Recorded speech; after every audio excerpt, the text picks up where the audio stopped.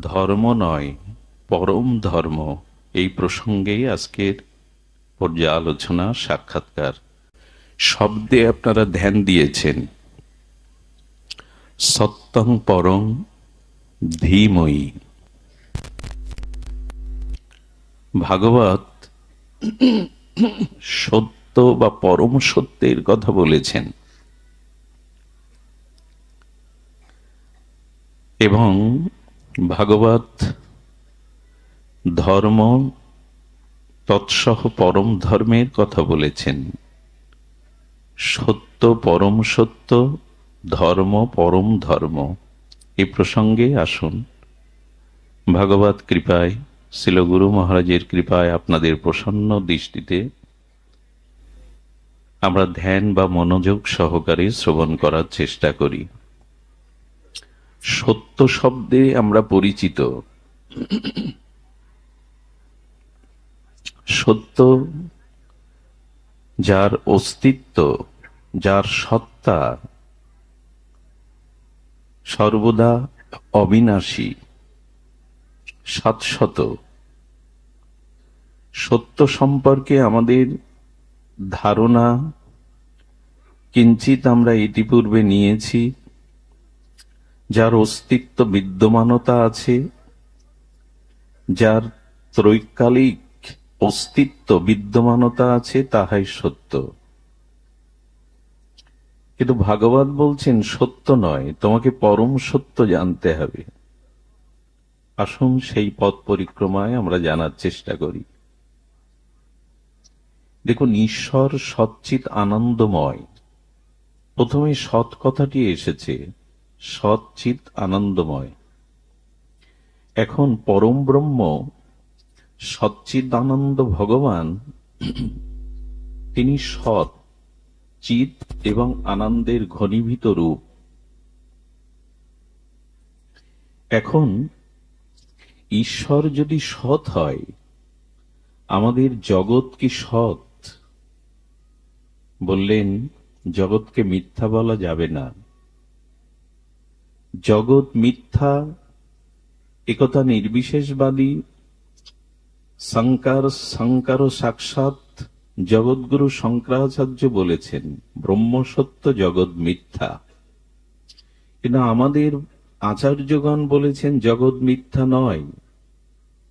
এই অনন্ত বিশ্বব্রহ্মাণ্ড যিনি রচনা করেছেন, সেই সচ্চিদানন্দ ভগবানের কৃত এই জগৎ মিথ্যা নয়। এই জগতের মধ্যেই তিনি তার সৌন্দর্যকে, মাধুর্যকে প্রকাশ করেছেন। মৃত্তিকার ঘট দর্শন করলে যেমন কুমোরের কথা মনে হয়, মাটি আপনা আপনি ঘট হতে পারে না। কোন কুমোরের মনোসংবেদ্য পরিকল্পনার দ্বারা রূপ নিয়েছে মাটিটা ঘটে।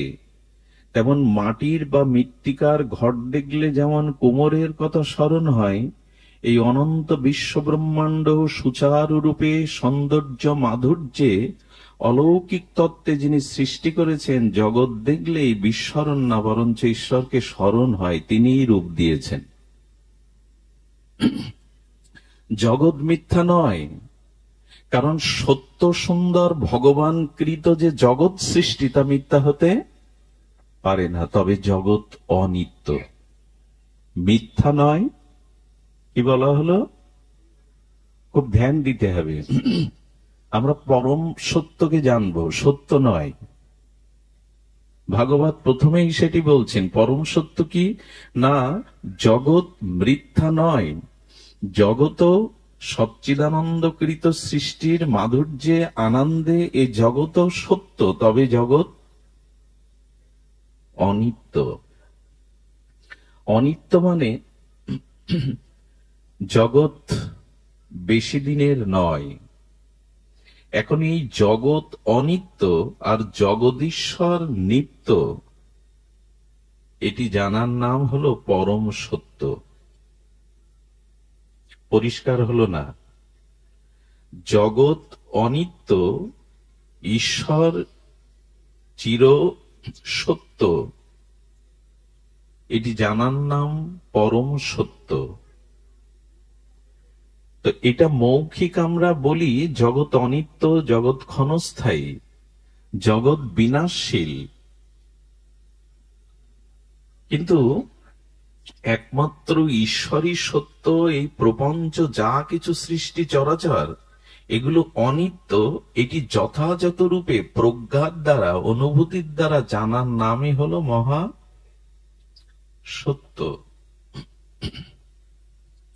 এখন জগৎ অনিত্যকে জানতে হবে। এই শরীর, সংসার, পঞ্চভূত অনিত্য, এটি যথাযথ রূপে অনুভূতিতে আসতে হবে। তখনই পরম সত্য রূপ আপনি জানতে পারবেন। জগতের প্রতি যে মোহ, ত্রিগুণ মায়ার প্রতি যে আসক্তি, মোহ যতদিন আছে ততদিন সত্য জানলেও পরম সত্য জানা হবে না। এই জন্য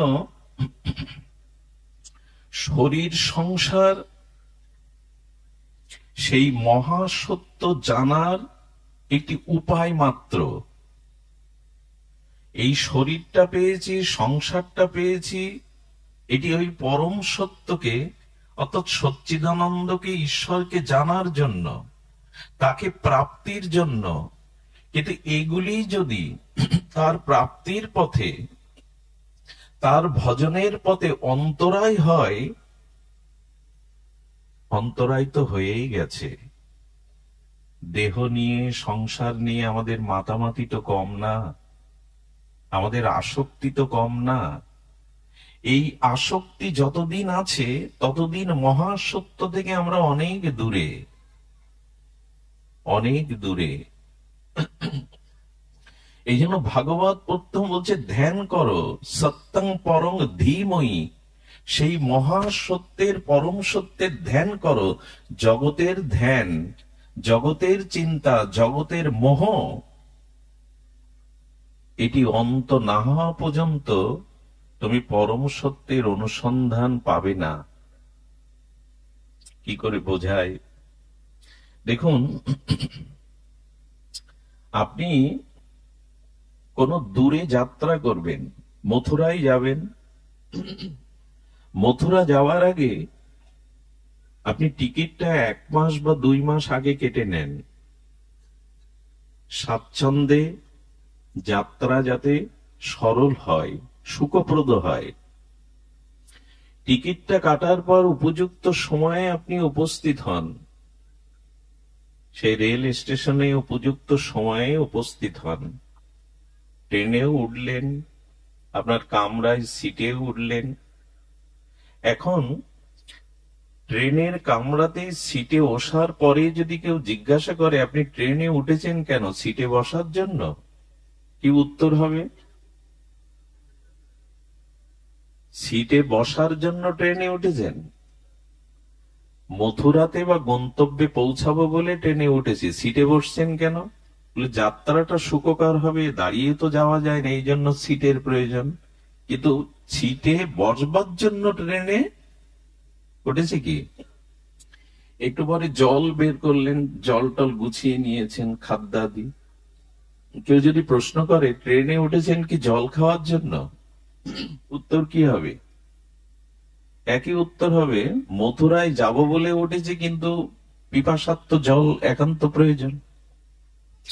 আচ্ছা, আপনি ক্ষুধাতে খাদ্য খাবার যেটা প্রস্তুত করে গৃহ থেকে প্রস্তুত করে এনেছেন, সেটা খাওয়ার বেলায় যদি একই প্রশ্ন করা হয় ট্রেনে উঠেছেন কি খাওয়ার জন্য, বলো না, মথুরায় যাওয়ার জন্য, কিন্তু খাওয়াটা প্রয়োজন। রাত এলে যখন ঘুমাচ্ছেন, দূরের যাত্রা, ট্রেনে উঠেছেন কি ঘুমানোর জন্য, বলো না, ঘুমানোটা প্রয়োজন, খাওয়াটা প্রয়োজন, বসাটা প্রয়োজন, জলপানটা প্রয়োজন, কিন্তু লক্ষ্য হলো মথুরায় যাওয়া। আচ্ছা, ট্রেনের কামরাতে আপনি একা নন, নানান বয়সী, নানান বিচিত্র মানুষ আপনার চারপাশে। সময় যত গড়িয়ে যায় তত সম্বন্ধ তৈরি হয়ে যায়। কেউ কাকা, কেউ কাকিমা, কেউ বন্ধু। ছোট বাচ্চা থাকলে স্নেহের পাত্র হয় কিনা, সম্বন্ধ হলো কিনা একটা। আলাপ পরিচয়ের মধ্যে একে অপরের মধ্যে পিতা মাতা ভ্রাতা বন্ধু কাকা সজ্জন পুত্র সম সম্বন্ধ হয়ে যায়। কেউ যদি প্রশ্ন করে এই সম্বন্ধ করার জন্য কি ট্রেনে উঠেছেন, বলো এটা যাত্রাপথে তো হয়েই থাকে, এটা যাত্রাপথে তো হয়েই থাকে। আচ্ছা, মথুরার অগ্রে দুটি বা পাঁচটি স্টেশনের আগে যাকে কাকা বলেছেন, যাকে পিতার মতো সম্মান করেছেন, সে নেমে যাচ্ছে।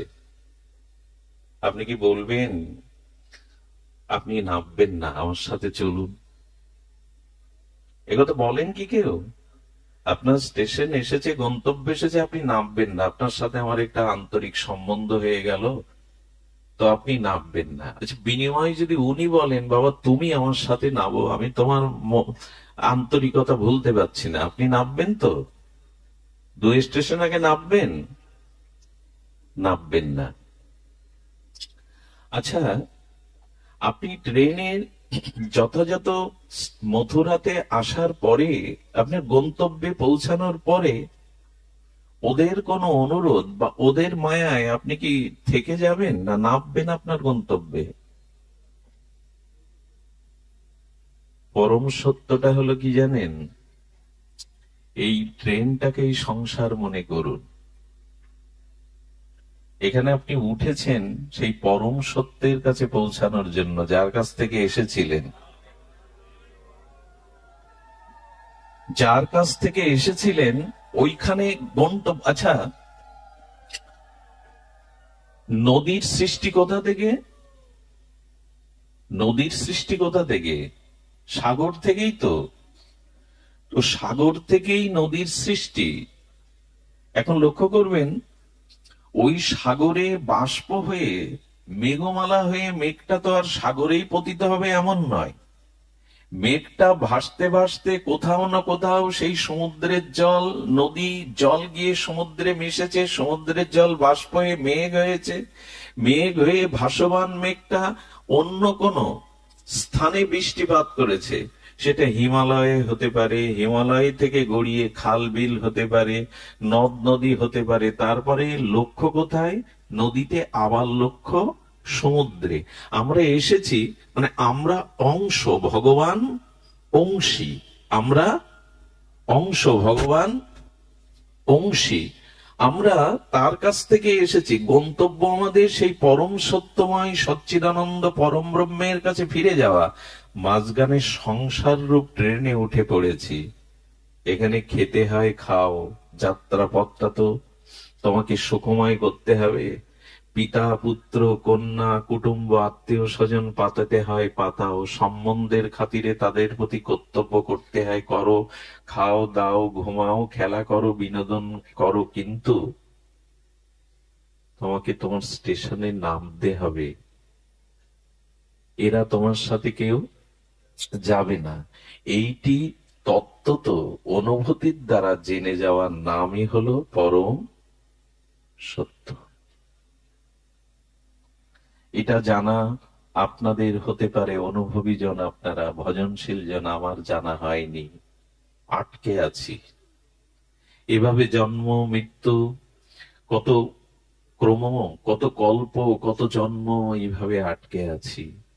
ওই যে জলটা সমুদ্র থেকে বাষ্প হয়ে মেঘ হয়ে পড়লো, ওকে আবার সমুদ্রে ফিরে যেতে হবে। না ফিরে যেতে পারলে কিন্তু ওই ড্রেনে কোন দূষিত জলাশয়ে আটকে কতকাল থাকবে তার ঠিক নেই।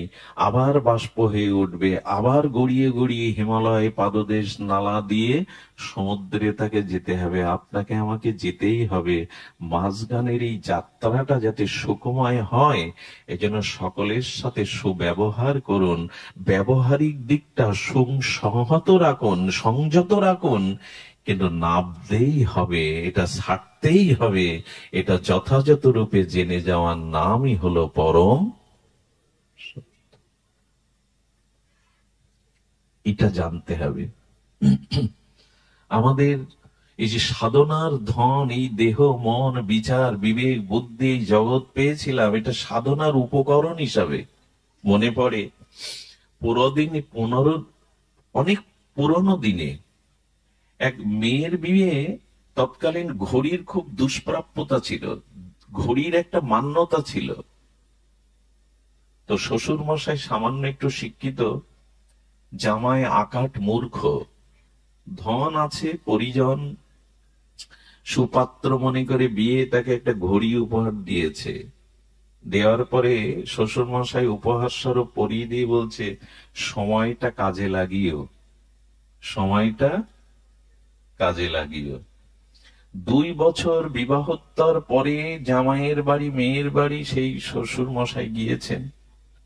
যাওয়ার পরে বলছেন, বাবা ঘড়িটা তোমার কাছে আছে তো, ঘড়িটা হাতে পড়ো তো, সময় কি কাজে লাগাও তো?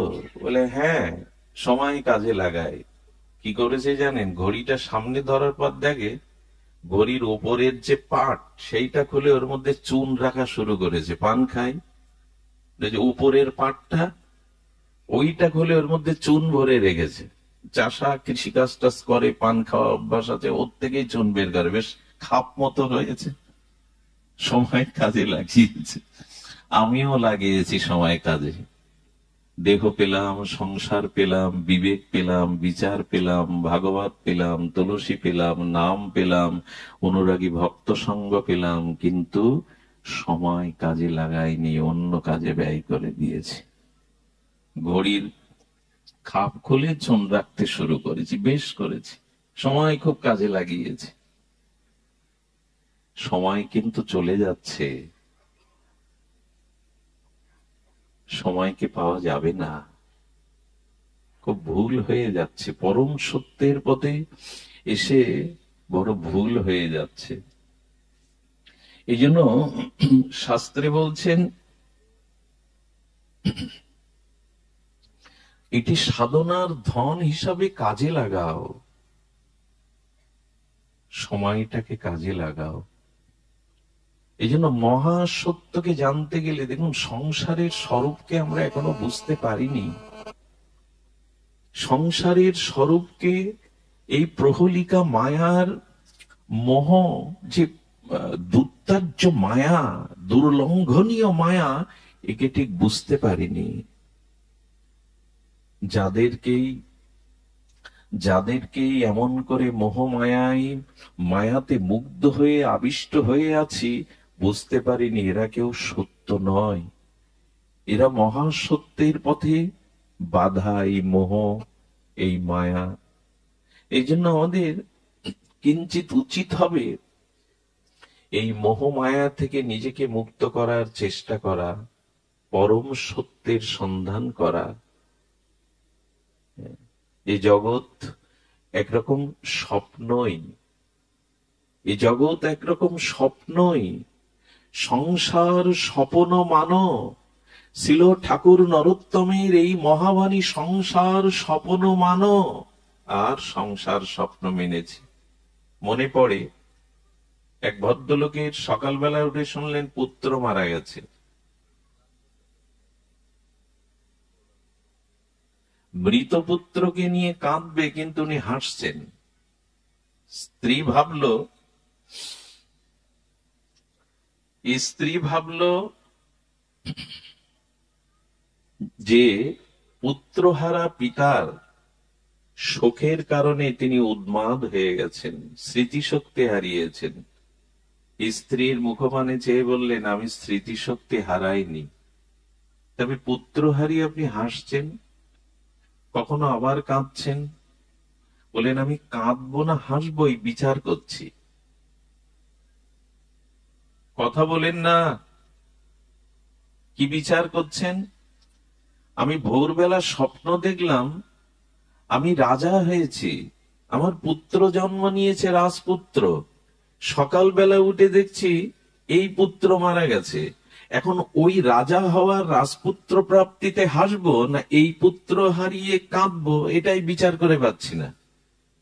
বলেন, ওটা তো স্বপ্ন, এটা তো সত্য। বললেন, ঠাকুর মশাই বলে দিয়েছেন, ভাগবত বলে দিয়েছে, সংসারটাও একরকম স্বপ্ন। তো সংসার যদি স্বপ্ন হয়, ওটাও যদি সত্য হয়, আমি বিচার করছি ওটার প্রাপ্তিতে আমি হাসবো না এটা হারানোর জন্য কাঁদবো। কি বিচার দেখুন। হ্যাঁ, রাতের স্বপ্নটা ক্ষণিকের, আর সংসারের স্বপ্নটা একটু দীর্ঘ সময়। এটা স্বপ্ন ছাড়া কিছু নয়। এইভাবে তত্ত্ব তো অনুভূতির দ্বারা জেনে যাওয়ার নাম হলো পরম সত্যকে জানা।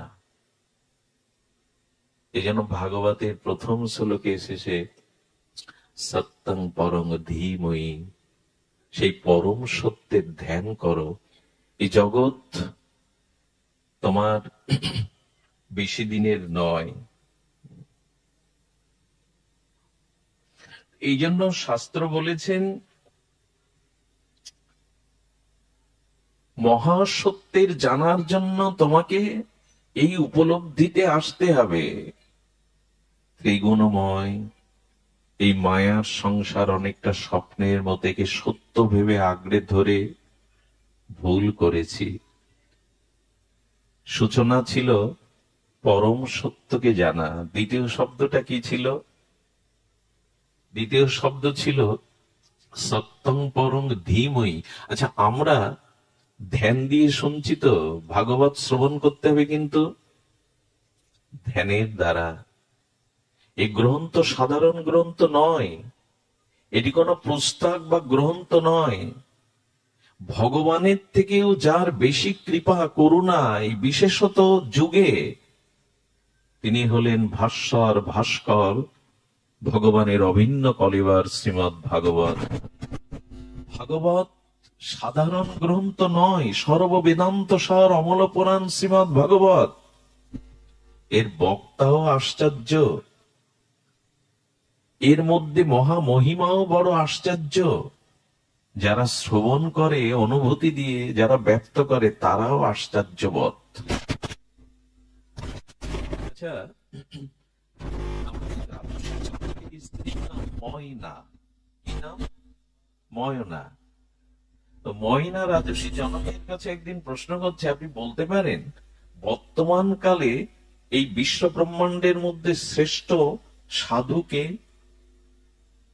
রাজর্ষি জনক বিচার করে বললেন, আমার দৃষ্টিতে সকলেই সাধু, কিন্তু সর্বাগ্যে দুইজন। একজন হলেন দেবশ্রীপাদ নারদ, আর একজন হলেন পরমহংস শিরোমণি কুলতিলক সুখদেব গোস্বামী। বলেন দুইজন হয়ে গেল, তো আমি একজনকেই বেছে নিতে চাইছি। বলে তাহলে তুমি পরীক্ষার দ্বারা বেছে নাও, আমি দুজনকে আহ্বান করছি। প্রথমে নারদ এলেন, ছোট একটা আসন, সেই ছোট আসনে নারদকে পালন করে আসনে বসিয়েছেন। বসানোর পরে কিছুক্ষণ পরে সুখদেব গোস্বামী এসেছেন। ওই যে পরমহংস, এই জগতের মায়া যাকে স্পর্শ করতে পারেনি, তো পরমহংস ছিল সুখদেব গোস্বামী, এসে আবেশেই বসেছেন। কে পাশে বসে এসে খেয়াল করেননি। দুজনকে আরতি প্রদর্শন করালেন ময়না। আরতি প্রদর্শন করিয়ে প্রণাম করতে গিয়ে ওই দুজনের মাঝখানে অল্প একটু জায়গায় ময়না বসে গেলেন। এখন যেই বসেছে, নারদ উসখুস করছে, পেছাচ্ছে, মানে মাতৃ স্পর্শ পাচ্ছে, তো পেছাচ্ছে, পেছনে যাচ্ছে, এই করতে করতে উনি পড়েই গেছেন। সুখদেব গোস্বামী নির্বিকার, নীরব।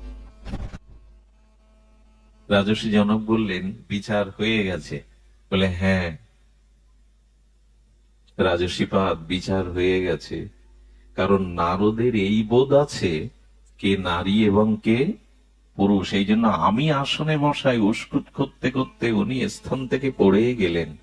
কিন্তু সুখদেব গোস্বামীর এই চিন্তা ভেদ নাই, কে নারী কে পুরুষ। উনি সর্বত আত্মদর্শন করেন।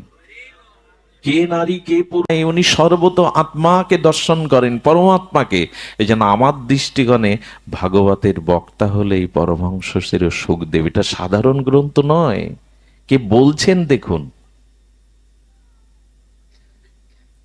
এই জন্য ভাগবত শুনতে হবে সাবহিত হয়ে, খুব সতর্ক হয়ে।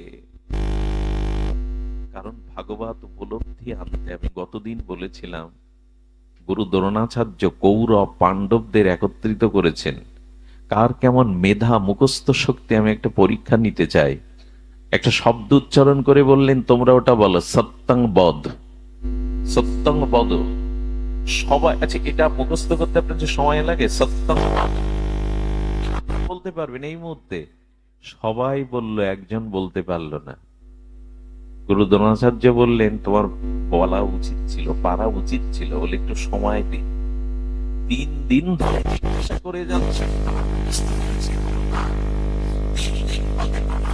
সে বললেন, হে আচার্য, এবার আমার ওটা মুখস্থ হয়েছে। কি বলেছিলাম? সত্যম বদ। 3 দিন কেন লাগলো? প্রথম যেদিন বললেন সত্যম বদ মানে সত্য বলো, আমি বিচার করে দেখলাম আমার জীবনে তো সব সত্য বলি না, মুখে বলবো কি করে, বলি আওড়াবো কি করে। তাই 3 দিন ধরে অন্তর্মনা হয়ে জীবনে সিদ্ধান্ত নিয়েছি আর কখনো মিথ্যা বলবো না। সেই সিদ্ধান্তের আলোকে আজ এসে বলেছি। এই ব্যক্তিটা কে জানেন? ইনি হলেন ধর্মরাজ যুধিষ্ঠির। 3 দিন আগে বলতে পারতেন না? সত্যংবাদ আপনারা বলতে পারতেন না? জীবনে সিদ্ধান্ত নিলেন, সত্য ছাড়া মিথ্যার আশ্রয় নেব না।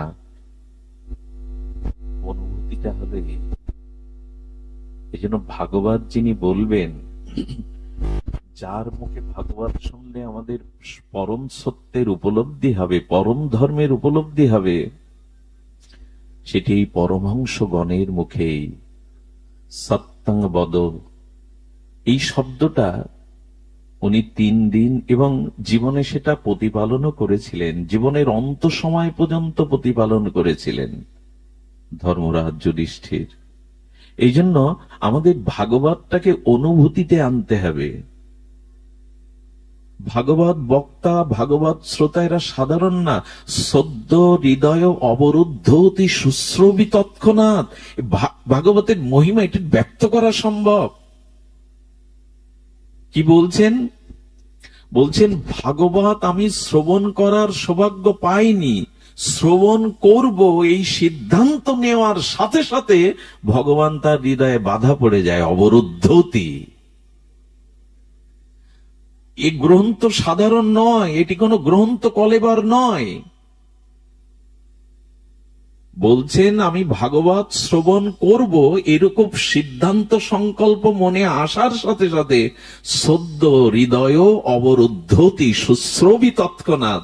গোবিন্দ বলছেন, শ্রবণের ইচ্ছা জাগলেই আমি তার হৃদয়ে বাধা পড়ি, শুধু বাধা পড়ি না, তার হৃদয়কে শুশ্র অর্থাৎ সেবা করতে শুরু করি, শুদ্ধ করতে শুরু করি। তাহলে শ্রবণ করলে কি হবে? এই জন্য ভাগবতের বক্তা, ভাগবতের শ্রোতা সাধারণ নয়। এভাবে সাধারণ অন্যান্য ধর্ম অনুষ্ঠানের মতো, আলোচনার মতো মনে করা ঠিক নয়। ভাগবত পরম সত্যকে জানিয়ে দেয়, পরম সত্যের সন্ধান দিয়ে দেয়। আর কি দেয়? সত্যং পরং ধীমহি জানলাম। আর ভাগবত হলো, কি বলেছেন? ধর্ম নয়, ভাগবত হলো পরম ধর্ম। ধর্ম পর্জিত কৈতব অত্র পরাং নির্মৎ শরণাং শতাং। প্রথমে এই শব্দ এসেছে। ছিল সুখদেব গোস্বামী বলছেন, ধর্ম পর্জিত কৈতব অত্র পরং, পরম ধর্ম নির্মৎ শরণাং শতাং।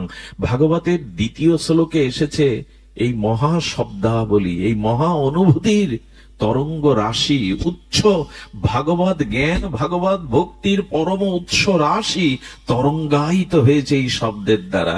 আচ্ছা, ধর্ম আর পরম ধর্ম কাকে বলে? প্রথমে তো ধর্মটা বুঝি।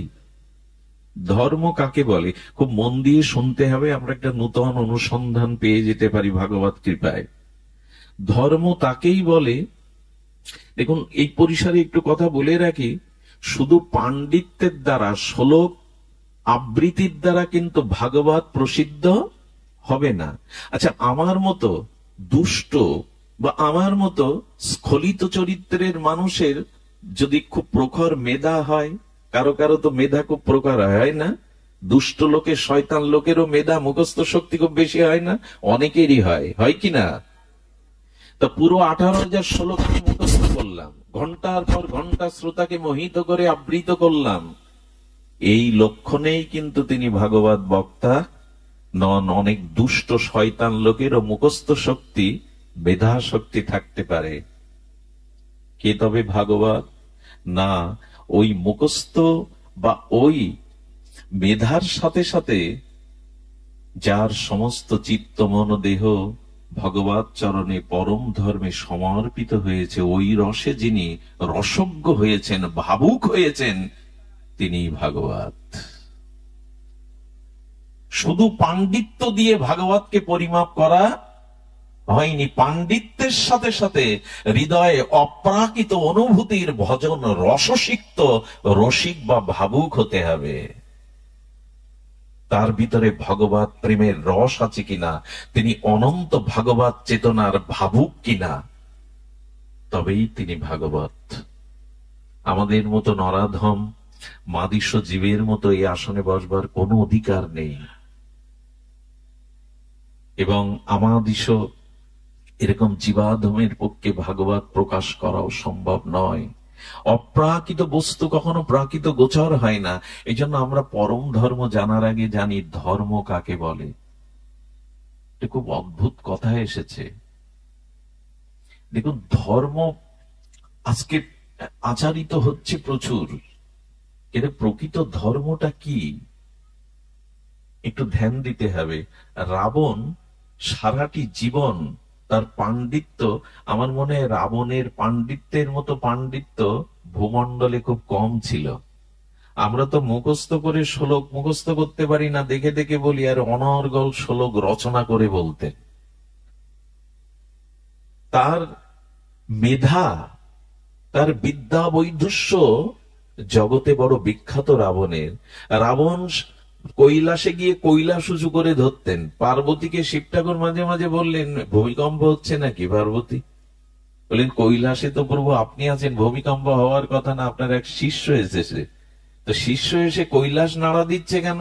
বলি, এটাই ওর প্রণামের ধরন। ও লাইনে দাঁড়িয়ে দেবতা ঋষিদের সাথে আপনার কি প্রণাম করবে? টোটাল সমগ্র কৈলাসটা তুলে হাতে নাড়াচ্ছে। শিব ঠাকুর গিয়ে বললেন, রাবণ তোমার আর আসার দরকার নেই, আমি লঙ্কায় যাব প্রতিদিন পূজা নিতে।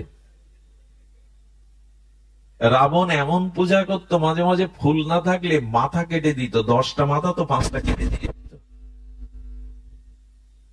সারাটা জীবন এভাবে ভগবান শঙ্করের উপাসনা করেছেন। আর রাম ভগবান রঘুপতি একদিন মাত্র রামকে, এই ভগবান শঙ্করকে অভিষেক করেছিলেন রামেশ্বরে। কদিন করেছিলেন? একদিন। উপাসনা কদিন করলো? আর রাবণ সারা জীবন। যুদ্ধে কে জয়ী হলো? একদিনের পূজাতেই ভগবান শঙ্কর, ওনারও তো উপাস্য ভগবান শঙ্কর রাবণের।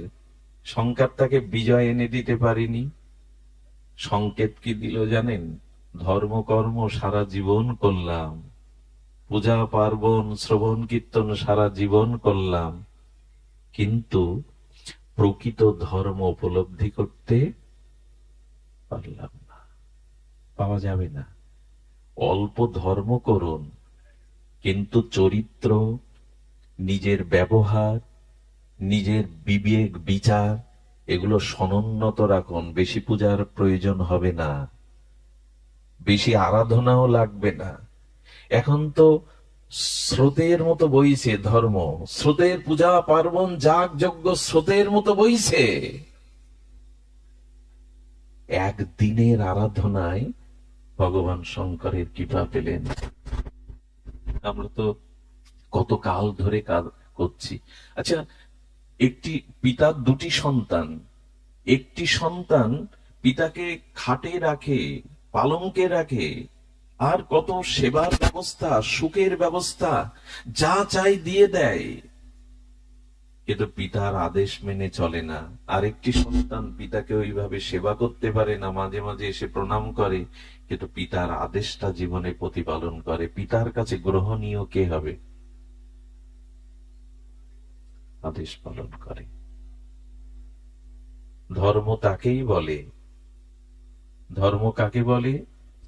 কর্তব্যের পথে যিনি চলেন, কর্তব্যের পথে যিনি কর্তব্যের পথে যিনি চলেন এবং যার কর্তব্য কর্মের মধ্যে ধ্যান দিন, ধর্ম শব্দের একটা অভিনব অর্থ হলো যিনি ঈশ্বর বা শাস্ত্র প্রদত্ত কর্তব্য কর্ম পরায়ণ হয়ে সমষ্টি অর্থাৎ বেষ্টির সাথে সাথে নিজের সাথে সাথে অন্যের কল্যাণ করেন, ইনি ধর্ম করেন। বোঝা গেল না? শাস্ত্র ও ঈশ্বর নির্দিষ্ট কর্তব্য কর্ম যিনি করেন এবং যিনি শুধু নিজের মঙ্গল না চেয়ে সমষ্টি সকলের মঙ্গল চান, ইনি ধর্ম করছে। যিনি শুধু নিজের উদ্ধার নিজের কল্যাণের জন্য কর্তব্য কর্ম শাস্ত্র যাগযজ্ঞ করছে, তিনি ধর্ম পালন করছেন না। এটাকে স্বার্থ বলা যায়। কি বলা যায়? আজকের এত যাগযজ্ঞে কাজ হচ্ছে না কেন জানেন? শুনে নিন। সমষ্টির কল্যাণ নিজ কল্যাণের সাথে যদি আপনি না চান, সে যোগ্য নয়, সেটি আদৌ ধর্ম নয়। আমাদের ভাগবত কি বলে দিয়েছেন জানেন? এত বড় কথা কোনো শাস্ত্র বলেনি যে অপরকে অপমান করবার জন্য, অন্যের কাছে প্রতিযোগিতায় নিজের মান সম্মান বাড়ানোর জন্য, নিজের যশ খ্যাতি অহমিকা প্রকাশের জন্য যজ্ঞ করে এর মাথা কেটে নাও, ভাগবত বলেছেন। এই শব্দ উচ্চারণ করতে গিয়ে আমার লোম খাড়া হচ্ছে, ভয় হচ্ছে কথাটা বলতে। অপরকে দেখানোর জন্য, অপরকে অপমান করবার জন্য, নিজের যশ খ্যাতি ঢাকঢোল পিটানোর জন্য যারা ধর্মীয় যজ্ঞ করে, মাথা কেটে নিতে বলেছেন তাদের। শুধু বলেননি, মাথা কাটাও হয়েছিল। পৃথিবীতে প্রথম যজ্ঞ কে করেছিল বলুন? এই পৃথিবীতে প্রথম যজ্ঞ করে দক্ষ প্রজাপতি। দক্ষ, উনি প্রথম যজ্ঞ করেন। সে যজ্ঞ সাধারণ না, ঋষিরা ছিল, মণিরা ছিল, দেবতারাও ছিল, ব্রহ্মাজিও ছিলেন। শিবকে অপমান করবার জন্য, শিবকে নিচ করবার জন্য এই যজ্ঞের মাথা কেটে নেওয়া হয়েছিল। ভাগবত কি শিক্ষা দিচ্ছে দেখুন। যজ্ঞ অপরকে দেখানোর জন্য না, যশ খ্যাতি ঢাকঢোল পিটানোর জন্য না, অন্যকে অপমানিত করে নিজের মানকে প্রকাশের জন্য ধর্ম এবং যজ্ঞ নয়। যজ্ঞ হতে হবে ব্যষ্টির সাথে সমষ্টির কল্যাণ। তাকেই বলে যজ্ঞ, তাকেই বলে ধর্ম। মাথা কেটে নিল। কি মাথা বসিয়ে দিল? ছাগলের মাথা। তাদের স্মৃতি মনুষ্য স্তর স্মৃতি নয়, ছাগলের মাথা বসিয়ে দিল। এখন হয় কি, ওখানে 70,000 টাকা প্যান্ডেল, আমি 1 লাখ টাকার করে দেখাবো। ওরা সঞ্জয় বাবুকে এনেছে 70,000 টাকা দিয়ে, আমি অনিল বাবুকে আনবো। প্রতিযোগিতার নাম যজ্ঞ, অপরকে দেখানোর নাম যজ্ঞ আদৌ নয়। বুঝতে ভুল হয়েছে। ধর্ম তাকেই বলে, যজ্ঞ তাকেই বলে ব্যষ্টির সাথে সমষ্টির কল্যাণ যখন আপনার দ্বারা হবে, নিরভিমানে নিরহংকারে নিজের কর্তৃত্ব ত্যাগ করে, তারই নাম ধর্ম।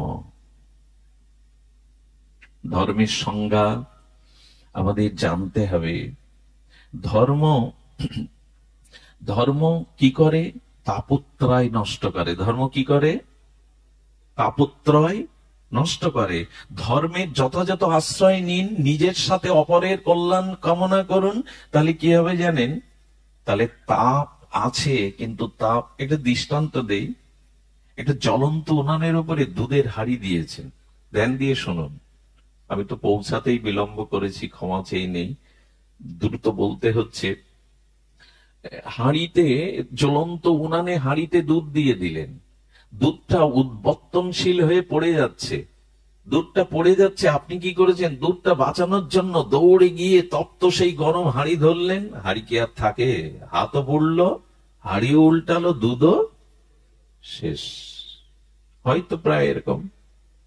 কিন্তু একজন ব্যক্তি দেখছেন দুধ উদ্বর্তন হয়ে যাচ্ছে, তিনি একটা গামছা নিলেন, নরম কাপড় নিলেন, নিয়ে ধীরস্থির ভাবে গিয়ে কাপড় দিয়ে, নতুন গামছা দিয়ে ধরে লাভালেন।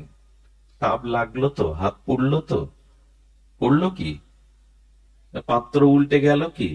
দুধ নষ্ট হলো কি? এরই নাম ধর্ম। এরই নাম ধর্ম। মানে সংসারে দৈহিক, মানসিক, আধ্যাত্মিক তাপ আছে, যন্ত্রণা আছে, কিন্তু যা ধারণ করলে ওই তাপকে ধরলেও তুমি আর পুড়বে না। তাপ আছে অথচ তাপ লাগবে না, জ্ঞান হারাবে না, অমৃতরূপ জ্ঞান হারাবে না, পাত্রও সুরক্ষিত থাকবে, তারই নাম ধর্ম। সংসারে তাপ যাবে, জ্বালা যন্ত্রণা রোগ শোক যাবে, তুলে দিতে পারবেন? সংসারে মৃত্যু থাকবে না, অশান্তি থাকবে না, জ্বালা থাকবে না, এমন হয়েছে কখনো? ধর্মকে ধরা মানে তাপ থেকে মুক্ত হওয়া। এই জন্য এখন যারা, আপনার কত দূর থেকে এসেছেন, এখন সাংসারিক মানসিক শারীরিক তাপ আপনাদের আর দগ্ধীভূত পোড়াতে পাচ্ছে কি? আছে কোন সংসার জ্বালা এখানে অনুভূত হচ্ছে? যদি মন দিয়ে শোনা যায়, বিশ্বাস দিয়ে শোনা যায়। দেখুন, শুধু বাইরের বিকাশ, বাইরের উন্নতি করেন না। শুধু বাইরের বিকাশ, বাইরের উন্নতি করলে রাবণের লঙ্কার বিকাশ হয়ে যাবে, অযোধ্যার বিকাশ হবে না। লঙ্কাও সোনার লঙ্কা, সোনা দিয়ে গড়া, কিন্তু বাতি জ্বালাবার আর কেউ থাকবে না। তাই শুধু বাইরের বিকাশ, বাইরের উন্নতি করবেন না। ওই যে কালকে কি বলছিলাম, শঙ্কর, মানুষ এসে বসে কোথায়? ড্রয়িং, কি বলে, গেস্ট হাউস, আমি তো আবার এসব জানি না। তো ধরেন আপনার বাড়ির ভেতরের ঘরের বাইরের ঘরে অতিথি যারা এসে ওখানে অবস্থান করে, যাদের বসতে বলেন, ওটা পরিপাটি রূপে শিল্পমণ্ডিত করে, সংস্কার করে, আধুনিকতার ছোঁয়া দিয়ে সাজানো, পরিপাটি করা, কিন্তু ঘরের মধ্যে আবর্জনা, দুর্গন্ধ। এরকম বিকাশ চাইবেন না। ঘর বাড়ি ফিটফাট, পোশাক আশাক ফিটফাট, এবার মঞ্চ টঞ্চ আলোয় ভরা, ভেতরের বিকাশ হয়নি, বিবেকের বিচার, এগুলো বিকাশ হয়নি। এটা হবে লঙ্কার বিকাশের মতো, অযোধ্যার বিকাশ। ধর্মের মূল জিনিসটা হলো ত্যাগ। সেই ত্যাগই যদি না থাকে, আপনি ধর্ম করেন না। ওই রাবণের মতো সারা জীবন পূজা করে কাপালে কি হবে? তুলে পরাজিত হয়ে যাবেন, টিকতে পারবেন না। রামের মতো একদিন পূজা করুন, যথাযথ রূপে করুন, সৃষ্টির জগতের মঙ্গলের জন্য স্বার্থশূন্য হয়ে করুন। তাহলে দেখবেন ধর্ম যথাযথ রূপ নিয়েছে, যথাযথ রূপ নিয়েছে। আরেকজনের যজ্ঞ নষ্ট হয়েছিল, মনে আছে? আমরা যা করছি এখন, তা যদি চোখে আঙুল দিয়ে একটু দেখানো যায় কেন কল্যাণ হচ্ছে না, তার কারণ দেখুন। নিকম্ভিলা যজ্ঞ কে করেছিল? মেঘনাদ, রাবণ পুত্র। এসব তো এখন আর পড়ি না, রামায়ণ তুলে রাখা নেই ঘরে। আর ওটা তো আর লাল কাপড়ের মধ্যে কেউ বের করে না। রামানন্দ সাগর আমাদের খুব উপকার করেছেন রামায়ণ সিরিয়ালটা করে, কিছুটা অন্তত মানুষ জানতে পেরেছে। ইন্দোনেশিয়ার মতো রাষ্ট্রে রামায়ণকে, মহাভারতকে তাদের পাঠ্যপুস্তক হিসাবে স্বীকৃতি দিয়েছেন। আমার দেশের সনাতনী হিন্দুরা রামায়ণ খোলে না, মহাভারত খোলে না। দেখুন, মহাভারতের চরিত্র, রামায়ণের চরিত্র কি পার্থক্য। মহাভারত এক সিংহাসনের জন্য, হস্তিনাপুরের সিংহাসনের জন্য কৌরবরা শেষ হলো, সব শেষ হলো। এক সিংহাসন নিয়ে যতুগৃহ রচনা, বিষ খাইয়ে মারতে যাওয়া, দ্রৌপদীর বস্ত্র হরণ, বনবাস, কুরুক্ষেত্রের যুদ্ধে রক্তের গঙ্গা বয়ে যাওয়া, বিধবার অশ্রু, এমনি করে সব শেষ। আবার অযোধ্যার এক সিংহাসনের অবস্থা দেখুন। ওখানে এক সিংহাসনে ভরতকে বসাবে বলে রাম বনবাসে চলে গেল, ওই একই সিংহাসনের জন্য। আর ভরত প্রভুর পাদুকা 14 বছর ছাতা ধরে প্রতিপালন করলেন। ওখানে যুদ্ধ নেই, ত্যাগের কারণে, আর এখানে ভোগের কারণে। কি অদ্ভুত দৃষ্টান্ত দেখুন তো সনাতন ধর্মে। মহাভারত দেখাচ্ছে এক সিংহাসনের জন্য কুরুক্ষেত্র হয়, অযোধ্যা শেখাচ্ছে এক সিংহাসনের জন্য 2 জন আত্মত্যাগ করছে। একজন 14 বছর বনবাস যাচ্ছে, আর একজন পাদুকাকে সিংহাসনে রেখে পূজা করছে। ত্যাগ কাকে বলে দেখো, ধর্ম কাকে বলে, বাঁচতে শেখায় রামায়ণ। ত্যাগ করো। আর হয়েছে ত্যাগ, আমি বাঁচলেই হলো, আমি খেয়ে পরে আমার ঘরের মধ্যে বউ ছেলে মেয়ে আত্মীয় স্বজন এরাই ভালো থাকলে হলো, জগৎ প্রলয় হোক তাতে আমার কি। এখন ধর্ম এই, এখন যাগযজ্ঞ এই নিকুম্ভিলা যজ্ঞ করছিল কেন জানেন? এই যজ্ঞ সম্পন্ন করতে পারলে সবাইকে নাশ করতে পারবে মেঘনাদ। বিভীষণ বলে দিল রঘুপতি রামকে, এ যজ্ঞ সৎ উদ্দেশ্য হচ্ছে না অসৎ উদ্দেশ্য হচ্ছে, অন্যকে ধর্মকে নাশ করার জন্য, সাধুকে বিনাশ করার জন্য রামচন্দ্র লক্ষণকে দিয়ে, হনুমানকে দিয়ে সেই যজ্ঞ পণ্ড করলেন। যজ্ঞ ভেঙে দেন ভগবান। যদি সেই যজ্ঞ সাধু নিপূরণের জন্য, সত্যকে অস্বীকার করে নিজের ব্যক্তি স্বার্থ পূরণের জন্য হয়, ভগবান রামচন্দ্র যজ্ঞেশ্বর সেই যজ্ঞ নষ্ট করে দিলেন। কি হবে যজ্ঞ করে যদি আপনি জগতের, সমাজের, অন্যের কল্যাণ না হয়? শুধু হই হুল্লোড় করা। ধর্ম তাকেই বলে যা তাপ হতে বিবেক জ্ঞানকে সুরক্ষিত করে, তাপ লাগতে দেয় না। সব থেকে বড় ধর্ম এই জন্য আমাদের নিজের কল্যাণের সাথে সাথে অন্যের কল্যাণ আর সকলের জন্য ত্যাগ স্বীকার করা। এটা যতদিন না আসবে, দেখুন সব থেকে বড় কথা, জাম্ববান সাধুর পোশাক পরেনি, কিন্তু জাম্ববান পূজিত হয়। আর রাবণ সন্ন্যাস বেশ নিয়েছিলেন, কালনিমি সন্ন্যাসের বেশ নিয়েছিলেন, ওদের পূজা হয় না। যুধিষ্ঠিরের নাম শুনলেই মানুষ মাথা নত করে, অথচ কারো ঘরের সন্তান দুর্যোধন নাম রাখে না। এর মধ্যে কারো সন্তানের নাম দুর্যোধন রেখেছেন কেউ? কেন রাখেন না? কেন? অর্জুন নাম রাখা হয়, নকুল সহদেব রাখা হয়। ত্যাগ আনুন। ধর্ম মানে অনুষ্ঠান নয়, ধর্ম মানে আমার মতো পোশাক পরিচ্ছদ নয়। জাম্ববান ভাল্লুক, ওনার সাধুর পোশাক নেই, কিন্তু রামের পাশে উনি পূজিত হন।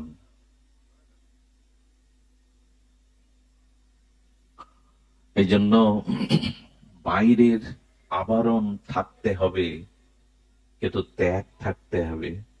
আমাদের ভিতরে অপরের কল্যাণ চিন্তা থাকতে হবে। দুটো যজ্ঞ নষ্ট হলো, আর দুটো যজ্ঞ পূর্ণ হলো। এক বিশ্বামিত্রের যজ্ঞ, রাম লক্ষণকে এনে উনি যজ্ঞ করেছিলেন। কেন জানেন?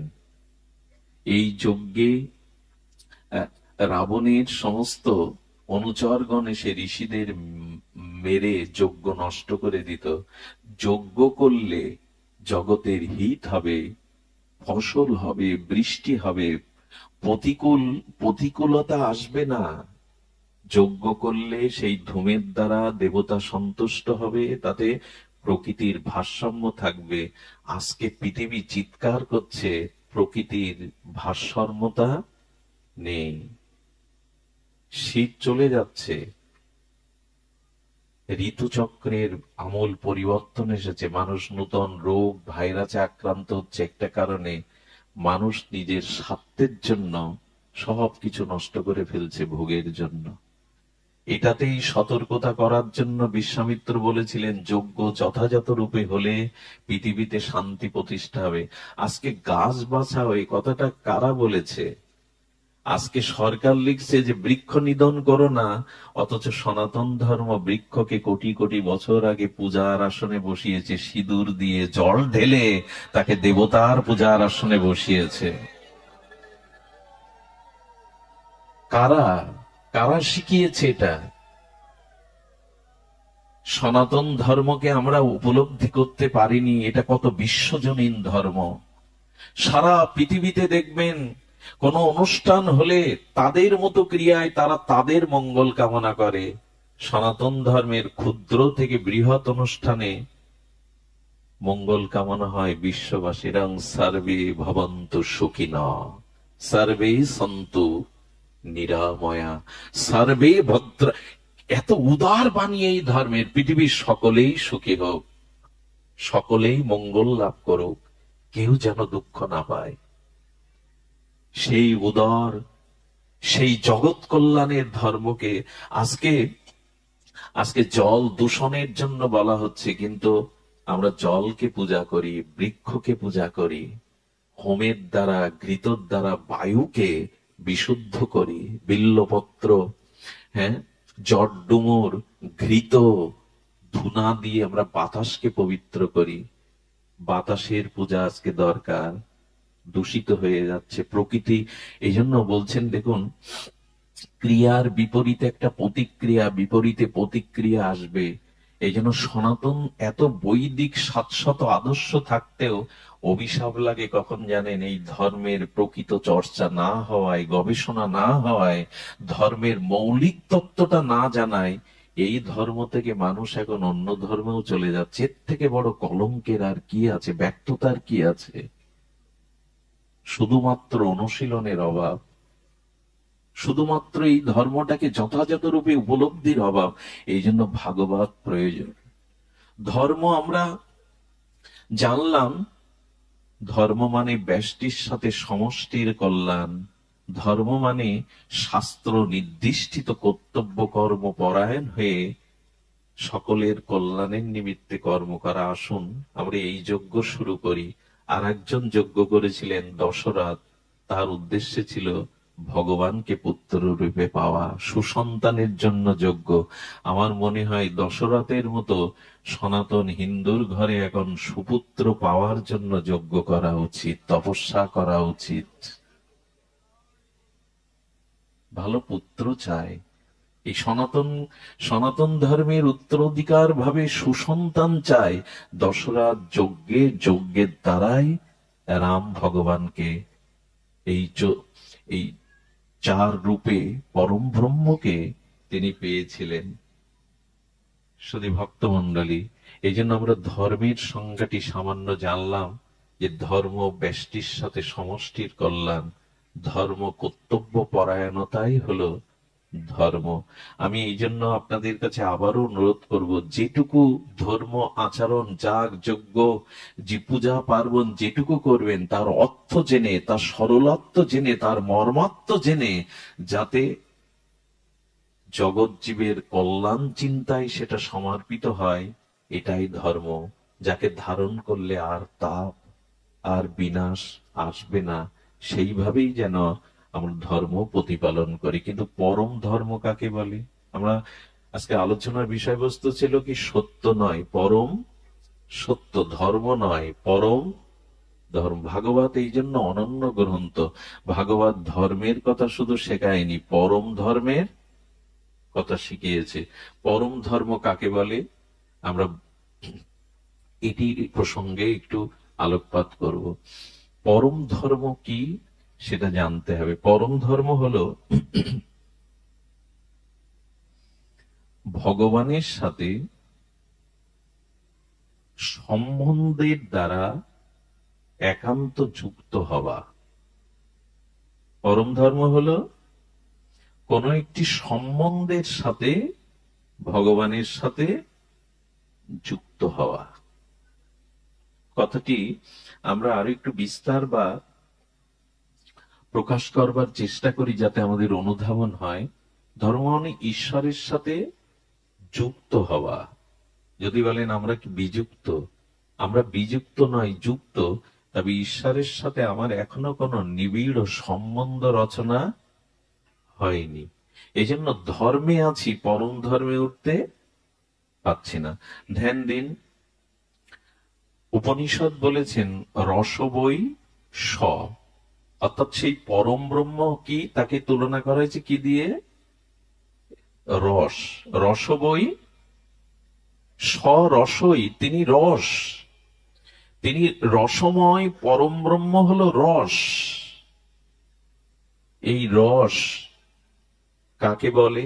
পরম ধর্মে যেতে গেলে রসের অনুসন্ধান চাই। রস বই স, এই রস কাকে বলে জানেন?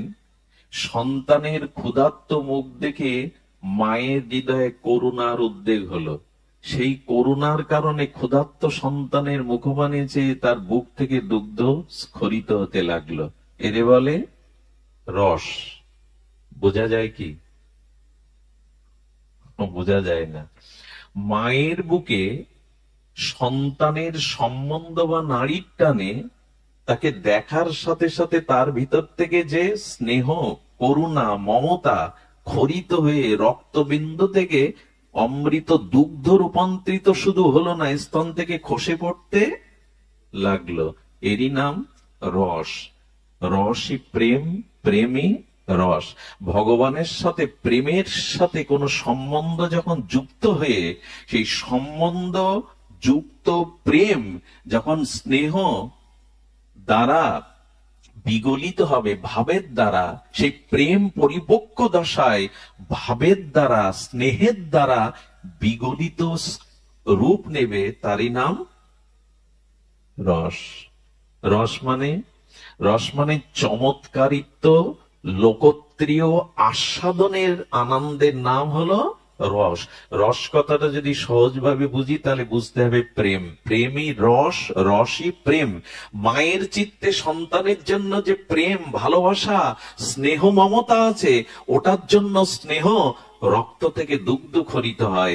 ভগবানের সাথে কোনো সম্বন্ধ যদি শুধু প্রেমের সম্বন্ধ হয়, আর ওই প্রেমের স্নেহ বিগলিত হয়ে যদি হৃদয় থেকে আনন্দ রস খরিত হয়, এরই নাম পরম ধর্ম।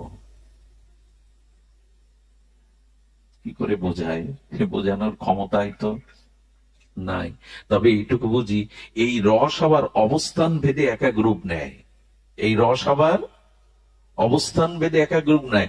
ওই পরম ব্রহ্ম কিন্তু রসময়। ঈশ্বরকে কি বলল উপনিষদ? রস বই সা রস। ঈশ্বর কি? ঈশ্বর রসময়। এই রস আবার যখন শ্রীধাম বৃন্দাবনে গোকুলে যশোদা অঙ্গনে আসেন ওই রস, তখন তার নাম হয় শ্রীকৃষ্ণ রস। ওই পরম ব্রহ্মের রস যখন অযোধ্যার কৌশল্যার কোলে আসে, তখন হয় রামরূপ রসব্রহ্ম। ওই রস যখন কাশীতে, বারাণসীতে রস ঘনীভূত রূপ নেয়, তখন হয় শিব। বোঝা গেল কি? রস ঘনীভূত হলে কি হয়? জল জমাট বাঁধলে কি হয়? জলের কি আকার আছে? জল কি সাদা? ঠান্ডাকৃত যোগে, শীতলীকরণ যোগে জমাট বাঁধলে কি হয়? জলেরও আকার হয়, রূপ হয়। সেই রস যখন যশোদার কোলে সম্বন্ধ রূপ স্নেহের কারণে রূপ নেয়, তখন সেই রসব্রহ্মের নাম হয় কৃষ্ণ। ওই রস যখন কৌশল্যার কোলে যায়, তখন হয় রাঘবেন্দ্র, রাম, ভদ্র। ওই রস যখন কাশীতে, বারাণসীতে যায়, তখন সেই রসের নাম হয় শিব। ওই রস যখন যোগী মুনি ঋষিদের চিত্তে আসে, তখন সেই রসের নাম হয় কি? নাম হয় বিশুদ্ধ শান্ত রস। যোগী ঋষিদের কি রস আছে ভেতরে? শান্ত রস। ওখানে ওরা জগৎ থেকে সমস্ত অন্তর্মনা হয়ে ওই শান্ত অবস্থায়, কোনো কামনা বাসনা তাদের আর নেই। যোগী ঋষিদের চিত্তে ওই রস এলে কি রস হয়? শান্ত রস।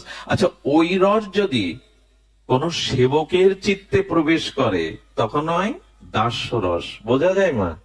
ওই রস যখন, ওই প্রেম যখন কোন দাসের ভিতরে প্রবেশ করে, তখন তার নাম হয় দাস্য রস।